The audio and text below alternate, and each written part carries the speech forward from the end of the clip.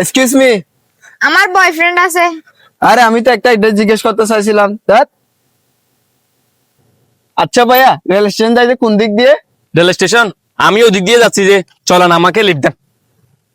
এই যে শুনেন, রেল স্টেশন আমি চিনি, আসলে আমার কোনো বয়ফ্রেন্ড নাই, আমাকে একটু নামিয়ে দিবেন। আমিও ওইদিকে যাব, আমাকে একটু নামিয়ে দিন প্লিজ। সরি।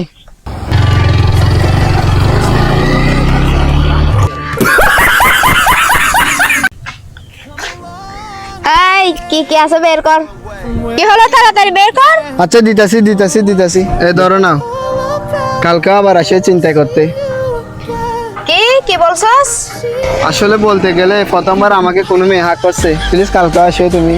আরে সাদিয়া, সিঙ্গেল ছেলেদের কাছে আমাকে আর পাঠাইস না, এরা শুধু আমাদের ফিলিংস নিয়ে টানাটানি করে।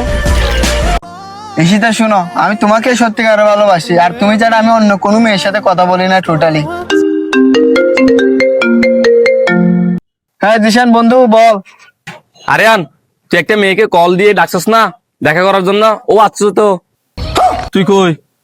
আরে সমোসা, আচ্ছা সমোসা আমি নিয়ে আসতেছি। সমস্যা? আরে কি সমস্যা? মেয়ে দেখা করার জন্য আসছে যে। আরে সমোসা নিয়ে আসতেছি তো আমি। কয়টা? 10টা? আচ্ছা 10টা নিয়ে আসতেছি। আরে ভাই, তুই পাগল হয়ে গেছিস নাকি? মেয়েটা 15 মিনিট হচ্ছে দাঁড়িয়ে আছে তোর জন্য। ও তুমি কি বলতেছো যে? ধর নে সমোসা, সাথে সস নিয়ে যাইস। 12 বাতার কোথাকার, আমি আর তোর সাথে কখনো কথা বলবো না।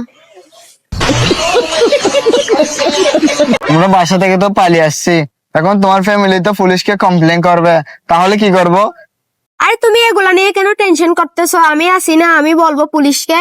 আমি নিজ ইচ্ছায় বের হয়েছি বাসা থেকে, ও আমাকে জোর করে নিয়ে আসে নাই। আচ্ছা ঠিক আছে। স্যার আমার কোনো দোষ নাই, ও আমাকে জোর করে নিয়ে আসছে। আরে আমি পুলিশ না তো, আমি এই রেল স্টেশনের গার্ডম্যান। আমি একটা চায়ের দোকান খুঁজতেছি। স্যার আমি চা খেতে যাব, চলেন। बड़ा हरामी हो बेटा।